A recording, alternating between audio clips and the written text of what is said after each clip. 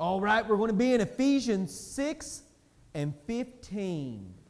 You don't have to stand. I'm going to run through this. This is a short passage, but I would like for you to take some notes if you would. If you got some boogers, earwax, something like that, crayons. So, but anyway, Ephesians 6 and 15, it says, and have your feet shod with the preparation of the gospel of peace. And so, I started to think about this, and I'd done an in-depth study on this once before, and I think I shared a few weeks ago that I went back and had several people asking me to do this study and dig back into this again, so I started to do that, went back, and I've got all of my notes from many years back, and I started trying to read them. I couldn't understand them or read them. Couldn't read my own spelling and own writing, so we had to start from scratch. But I guess that's good because I've learned even more by having to start over and dig in deeper. And so, when I started to read and started to dig in, some of it was coming back, but then I started to realize some new things. And so I believe that it's God's will that I couldn't read my trick and scratch and stuff from past, because it's just a way for us to grow deeper into it.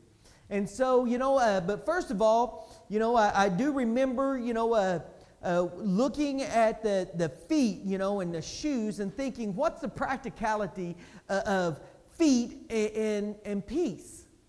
And so, when I studied before and really dug into it, to look at a Roman's shoes, they were made up of two pieces. And I really wanted to get a slide and a picture put up there, and didn't have time to, but I really wanted to show you what a Roman's shoes were, what they looked like. And because it gives a whole new meaning, a whole new idea of it when you start to really see it. But I'm going to try to do my best to describe them so that way you get this picture in your mind. And if you'll also go and you can Google it, you can see these pictures and stuff like that. But the Roman shoes were made of two pieces. The first piece, which is called a grave was a brass tube, sometimes made out of bronze, but only for dress, like if they were really going somewhere fancy like a dress uniform. But more often they were made, under practical sense, out of brass, because brass could be beat down very thin and it could be molded very easily, and it was a lot lighter material. But yet it held up pretty tough. And so, but they would be made out of brass, and they would be like a tube. And they would be specially made for the soldiers. And what I found was very unique was the Romans were about the only military that made every piece of armor unique to the soldier. And they had forgers, people that was pounding out metal and developing swords and developing breastplates and helmets and shields. And all of that was custom made for every one of their soldiers. They understood the importance of the armor fitting and being tested and true to the soldier. And if it doesn't fit, it ain't going to work as proper. So, but these graves were like a tube. And some of them would slip up on like a sock, and it would come up to right above the knee and stop on the back below the knee. And they would be shaped to the soldier's calves. Some of them was even split, or would have where they could hinge open a little bit better to get them on. And so, but anyway, it would come all the way up, and then on the front, it'd have a flap that would be hinged right here that would lay over the top of the foot. And it would rest on the top of the foot. So a lot of the weight would be carried right there on the top part of the bridge of the foot. And then, through straps in the back and stuff like that held up on leather straps. That was the first part of the shoe. It almost looked like a brass boot is what it looked like. And then they would also, the soldiers were very artistic, a lot of them, and they would inscribe and they would draw on these graves, and they would customize them to make them their own. And so that way that they could tell theirs. A lot of times studying this, the two things that they would really art up would be their helmets and would be their graves. They would really draw elaborate pictures. They would engrave, usually of their families or of their farmland or wherever that they were from. And so that they would put these very artsy sceneries of their life, telling their life story around these graves and around their helmets. And we'll get into that because there was some symbolic meaning to that later. But anyway, so that was what the graves would look like. And then the second part of their shoe would be made out of leather, primarily. Now the soles would be a very heavy hide, very thick, or it would be made out of wood, some kind of a flexible wood. And they would cut it very thinly. They would adhere it together with glue, and then they would bring straps around. And they would actually build, and it would look like the sides would be very heavy and leather, and then they would come up into straps, and they would lace, and then they would lace by many different straps that were real thin. They would lace them, and they would wrap it all the way up their ankles, up their foot, up their legs, and that gave their muscles support, and it also held their shoes on very tightly. Their shoes were molded to their legs, to their feet. There wasn't, like we would have today, to where shoes just kind of fit on your feet. They were made in the leather, and then through them wearing them would literally mold to the shape and to the style of their feet. Now, something that was unique and that was to the Romans was they figured out very first, and they were some of the very first people to put cleats on shoes. They invented cleats. And so it became a way of, it was a defensive move and an offensive move by putting these cleats on the bottom of their feet. Some of them were anywhere from a 1/2 inch to 3 inches long, depending on the terrain that they would be in.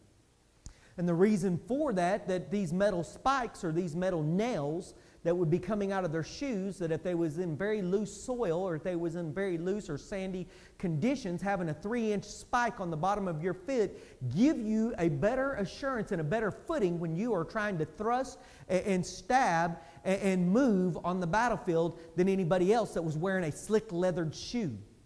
They could be very well easily slipped or knocked over.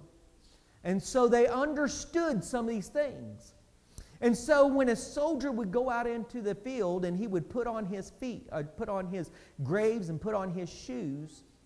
And so that word that we see there, that we first see there is shod, because it says having your foot shod.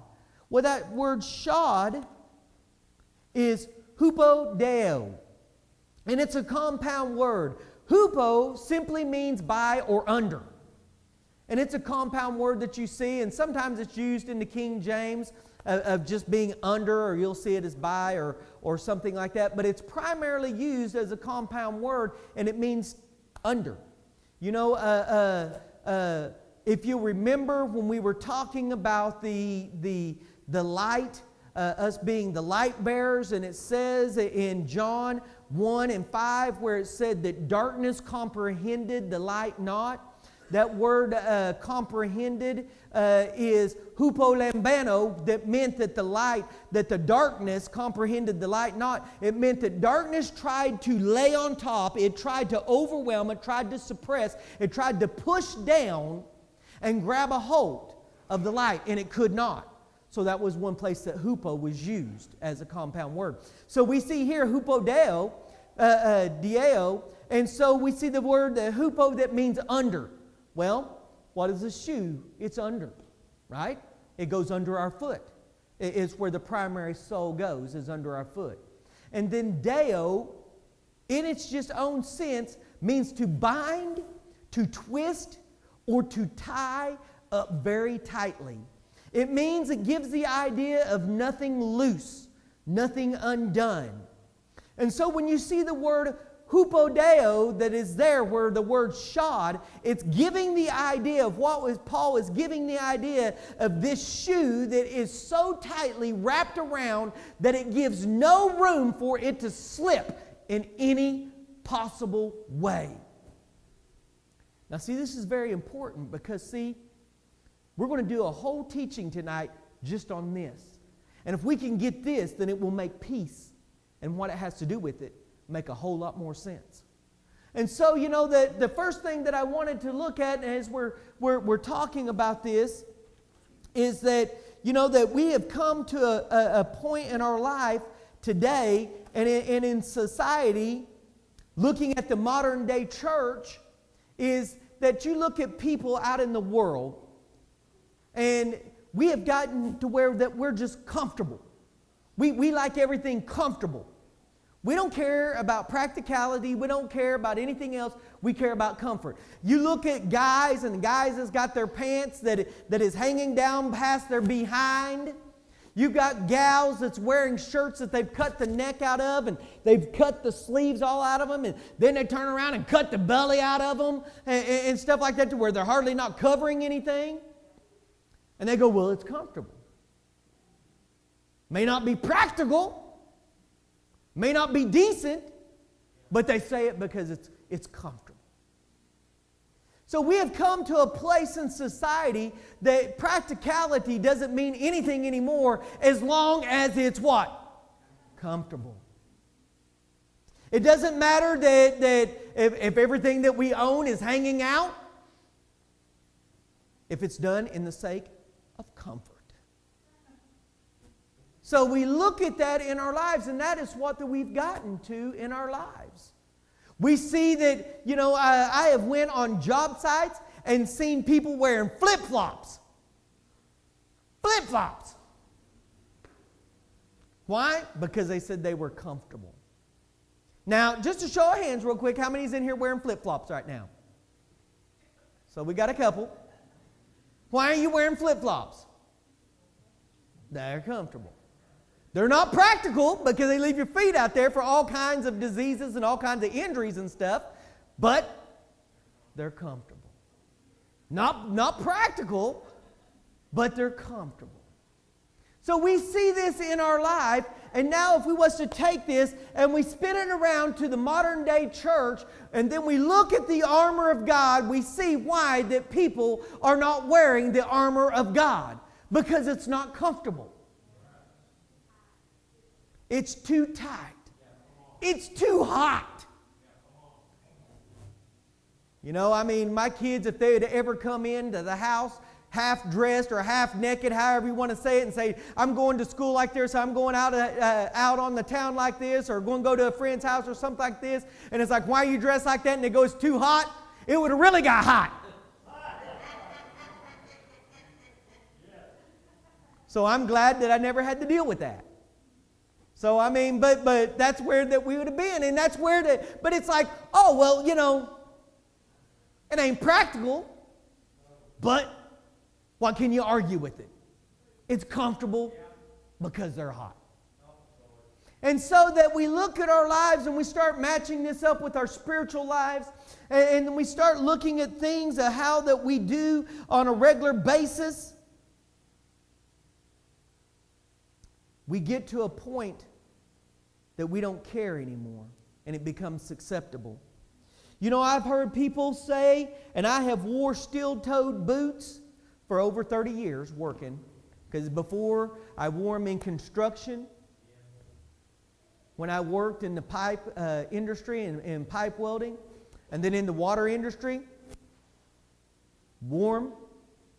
Even when I traveled all over the country, I had on like a casual dress shoe that was steel-toed. I had on just regular steel-toed shoes. I had steel-toed boots, steel-toed rubber boots. Didn't matter. Whatever that it had, whatever the style, whatever the condition, I had a pair of steel-toed shoes to wear for that event or for that condition. And so that look at this though, and I started to think, why does a lot of people say that they don't like to wear steel-toed shoes or boots? They say, well, they're not comfortable. They're too heavy. They too tight. They hurt my toes. Boy, I heard that one a lot. Oh, they hurt my toes. They just so constricting and they hurt my toes. And so, that there was many different excuses that I would hear over and over and over. There's no styles. They don't have my style. They just don't look good. You know, like you needed to, they're too hot. They're hot. I can't wear them. They make my feet sweat and I get uncomfortable and I'm miserable all day long because my feet are sweating.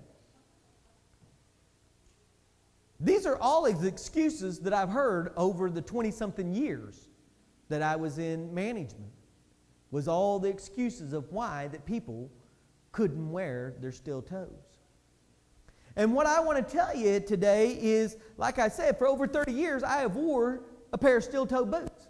And I'll tell you, all that is bull. Because steel-toe shoes, they make them to where you can't even feel that they're on your feet. They are light. They are more comfortable. They're not hot. Well, if you get them insulated, they are hot. And they come in all different styles, all different colors, and all different kinds. So if someone is not wearing them, it is what? An excuse. It's just because they don't want to. And so we look at it in the Christian realm. When we get to a point that we don't want to put on our spiritual armor because it just doesn't look cool, or it just isn't comfortable, or it's just too heavy and too weighty, what is that? Excuses. If I can put on my spiritual armor, if Brother James can put on his spiritual armor, if Brother David can put it on, if Sister Betty can put it on, then everybody else can put it on. Right? Right? I mean, it's just an excuse if we don't. And so that we get into a realm that we just, and what the modern day church is, well, you know, everybody just has their own thing and their own way of doing things. So if it's not comfortable for them, it's all right if they get excused. Am I missing the mark? Because this is where that we're going. We look at people that are struggling in churches. We look at people that are struggling everywhere. And they're struggling in their peace. They're struggling in their life. In every areas of their life. And when you look right down to it and you start really examining it. And you start looking at their life and it's going, well, where is your belt, your loin belt of truth? Well, it wasn't comfortable. Well, where's your breastplate of righteousness? It was too hot.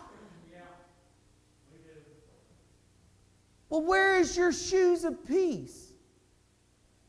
They were too heavy.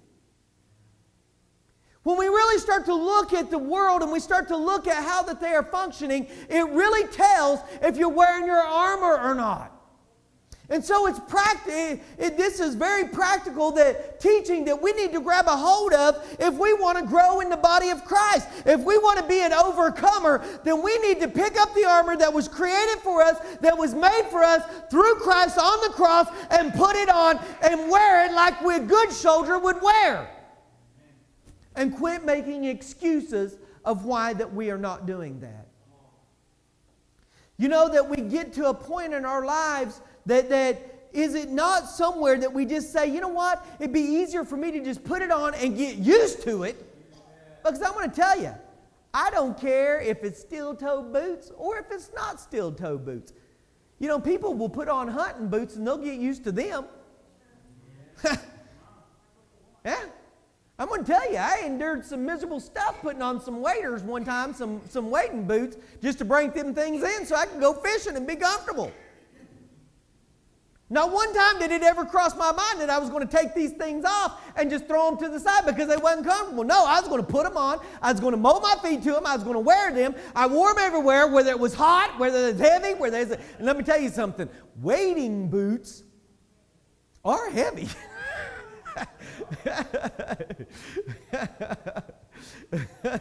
And they're awkward to walk in. But I would put them on and I would wear them. And I remember when we lived out by the lake, I would get in the swimming pool with them on, get them wet. Why? Because I wanted to go fishing And I wanted to be comfortable then, and I knew that I was going to have to endure a little bit of awkwardness, a little bit of time when I wasn't comfortable to be able to get it to where it was comfortable. You know, there may be days that it is uncomfortable for you to get up very early and go before the Lord and pray and pour out your heart to Him. It may be a little uncomfortable. It may be a little uneasy. It may not feel real good a lot of the times to get up and pour your heart out for it. It may be uncomfortable to skip a meal and go to the Lord during your lunchtime and pray away from everybody else. But I'm going to tell you, by you doing that, eventually it breaks in and your armor starts to feel good. It starts to feel comfortable. It actually starts to feeling like if you don't put it on, you're missing something. I've worn some of them boots so long and so many times in my life that they was the most comfortable thing that I had. And when I tried to put on tennis shoes or something else, my feet I almost would stumble because my feet didn't feel right. I didn't have the right kind of traction. My stride was off because I wore them boots so much and so often, and my feet were so used to them, it was hard to do anything else. And that's the way that it should be with the armor of God. We should wear it so much that when we get out of bed, that we feel naked if we walk out of that room without raising our hands up and saying, God, I thank you for waking me up today. I give you this day because you've given to me.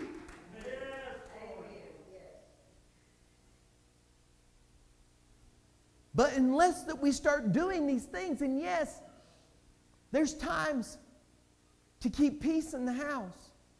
It's awkward to have conversations with your kids sometimes, or to have conversations with your wife sometimes, or to try to recant and try to say things and apologize, or to back up on things that you've said or done. But I'm going to tell you, once you get past the awkwardness, it starts to get comfortable again. Things start to feel right again. But unless you do that, it never feels right in your life. You'll always be angry. You'll always be upset. You'll always be on edge. You'll always just be at a strike of a moment, just ready to have a knockdown, drag out. Because why? Because you've never made peace a part of your life and made it comfortable in your life. Peace doesn't feel comfortable at first. It doesn't feel natural for us at first. Peace is one of them things that when we start to put it on and we start to exercise it, you feel funny when you do it. You feel silly. Well, this is really silly that I do this. Would I really have to apologize? Do I really have to go back and say that? If I just keep my mouth shut long enough, it'll go away and we'll all be all right later. How many has done that? Huh? If I don't say anything, she ain't going to say anything, and after a while, it'll just be water underneath the bridge, and it'd be okay. And I didn't have to apologize. We laugh, but, come on. Is that not the truth? That's what we do. Why? Because peace was uncomfortable, so we didn't put it on. But once we start wearing it, and once we start getting used to it, then we cannot do anything but say, hey, maybe I shouldn't have said that, or maybe I shouldn't have done that. I am sorry. Why? Because you want peace back in your life. You want to put it back on. When you lost it, you realize that you didn't have it, and you'll do whatever it takes to make sure it happens, and you get it in your life. Till then, you just go to bed angry.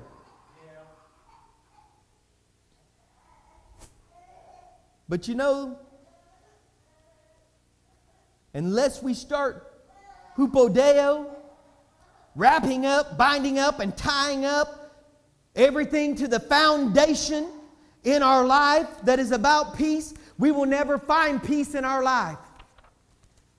I thought it was very unique where he said Poteau, to where it was tied up to a point that it just would, I don't know about y'all, but I know that James will know what I'm talking about, and probably Fred does, and stuff, but working out on water lines and stuff like that, it comes to a point that if you don't have your shoes tied on you very tightly, you'll go out of there barefooted. I've seen guys go out there and they start wading around in that mud, and they sit there and they get stuck, and then they sit there, come get me out. Well, get out of it. Well, my shoe's coming off. And they be in mud up to about their knees. Yeah. Some of them, I just make them come out and dig their shoe out. Go out there and because you ain't got no sense and to put on a tight-fitting shoe and go out there and get stuck. Want me stuck with you?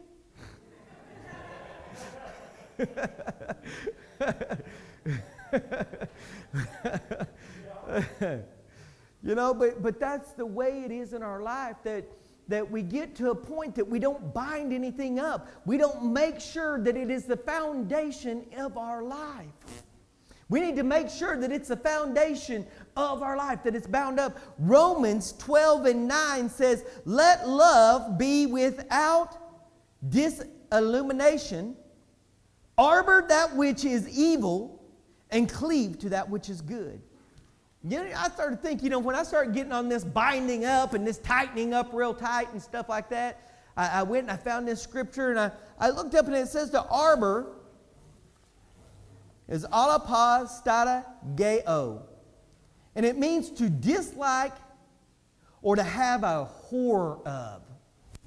A horror of. It says, so, arbor that which is evil.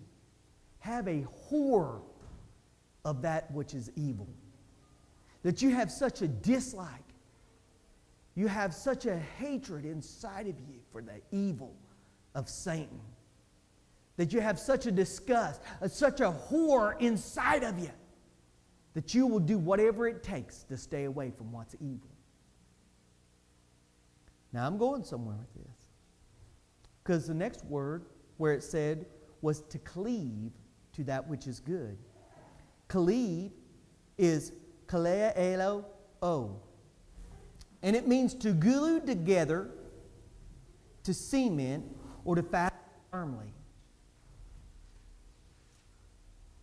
We have justified evil or bad because it was comfortable. We look at our world, we look at our nation, and we are divided in between two. And it comes down to because that we cleave to what is evil because it is comfortable, and we run from that which is good because it is uncomfortable. And that's where we have gotten in our lives nowadays. And I'm not even putting politics in the middle of this. I'm just saying humans in general now. The things that the Bible speaks clearly against and says that we should run from, that we should be horrified of, that we should be in total disgust of, is now acceptable. And the things that the Bible says that we should grab a hold of and that we should cleave, that we should glue ourselves to, has become unacceptable because it's uncomfortable. It is easier for us to accept things that is not right and overlook them than it is to do the things that is right and cleave to them and stand up for them. You know, on the internet, they had on a newsreel, and they said that it was going viral on the internet, where there was a whole bunch of guys that stopped an old man in his car and pulled him out of the car, and there was several of them, and they were beating this old man because he had a Trump sticker on the back of his car. Now, if that doesn't disgust you, as they were sitting there beating this guy in the intersection of a road in broad daylight, what is more disgusting as the traffic was flowing in both ways, as they were literally, as 3 and 4 guys were kicking this old man in the face and beating him, and he was trying to get to his car, and they had other guys in his car stealing stuff out of his car because they didn't vote for what they thought or who they liked. And everybody was driving by and turning a blind eye. Where does it become in our lives that we stand up for what is right and cleave to what is good, and we run and we are horrified from what is evil? The Bible says, woe unto them that think that good is evil and evil is good. Is that not what the Word of God says? And that's where we're at right now. We turn a blind eye to things because it's not comfortable. And then we wonder why we don't have peace in our life. We wonder why we don't have peace in our homes and our children is all disarray. We wonder why we don't have peace in our church. Because we're so divided and we're so riddled with backwards thinking. God cannot bring us peace in our lives when we're not lining up with what is good and grabbing a hold of what is good in our lives. You know, when we keep accepting the things in our lives that we should be repelled by, we're not going to have freedom and peace. I see this is going over like a lead balloon. That's all right. God told me to tell it to you, so I'm going to give it to you. There may be somebody watching on tape. 2 Corinthians 5:7. For we walk by faith and not by sight. You know, when it says that for when we walk by faith, that means that we don't walk by our feelings, by our emotions. Because see, our emotions and our feelings is what tells us, oh, it's not comfortable or it's comfortable. Well, it's a feeling. It makes me feel bad. It makes me feel uncomfortable to talk about sin. It makes me feel uncomfortable or not wanted if we talk about sin. Oh, well, let's just not talk about sin no more. So that way that you'll feel comfortable. I don't want you to be offended. So let's just not talk about sin no more. And so that's how that we have come in the church. And then you see people that are riddled all over the place, struggling with peace in their life, going, Pastor, can you pray for me? I ain't got peace today. My peace is just falling apart in my life. I don't know where it's gone. Well, what are you cleaving to lately? But you know, when we walk by sight, what that's talking about is our senses. It's talking about our senses. And what is our senses tied to? Our emotions, our feelings. So it tells us to walk by faith, what God has told us to do. Whether we like it or not, we are to walk by what God has told us to do and lined out for us. Whether it's comfortable or not, we are to walk by it. That means if He says stay away from it, we stay away from it. No matter if it's not comfortable or not. It doesn't matter. We walk by faith on what God has told us to do, and we don't walk by emotions and feelings in our life. Now, I want to tie this into something that you need, because Ephesians 2:2, and I'm getting close to the end of this thing. Ephesians 2:2, it says, wherein in times past ye walked according to the course of this world, according to the prince of power of the air, the spirit that worketh in the children of the disobedient. That word power there, it said that you walked according to the prince of power is exousia. That means authoritative power. Authority that is in rule. So Satan is the rule of this world, of this realm. He is the one that controls the things that will change our emotions and our sickness and our senses. He can control this atmosphere. We can have a happy day because things will line up, or He can put a flat tire in our path. He can put somebody cranky in our path. He can make a water line break in our house and flood our house. He can make all of these things happen around in this realm out here that what? Controls our emotion. So if I'm living my life by emotion, by what other people say or do to me or the circumstances around me, then I'm not walking by faith, where God says that, hey, I've got all things that's going to work to your good no matter what goes on in your life, because you love me and you're called according to my purpose and not the purpose of this world. So if I'm walking according to God's purpose, if I'm walking according to faith and not by sight, then none of these things out here move me. Paul says none of these things move me. because he didn't let these things of this world affect him. If they were beating him with whips, if they were stoning him, or if he was in prison, or if he was treading water, if he was shipwrecked, if he was hungry, if he was hot, if he was cold, if he was sick, if he was in prison, none of these things moved him. You would think, boy, that would make you have a rotten day. How many of us would have a rotten day, or them things would move us? But see, Paul said, none of these things in this world moves me, because he walked by faith. He walked not by what was controlling him or was affecting him, but he walked according to what God said. Paul said, it is better for me to stay here.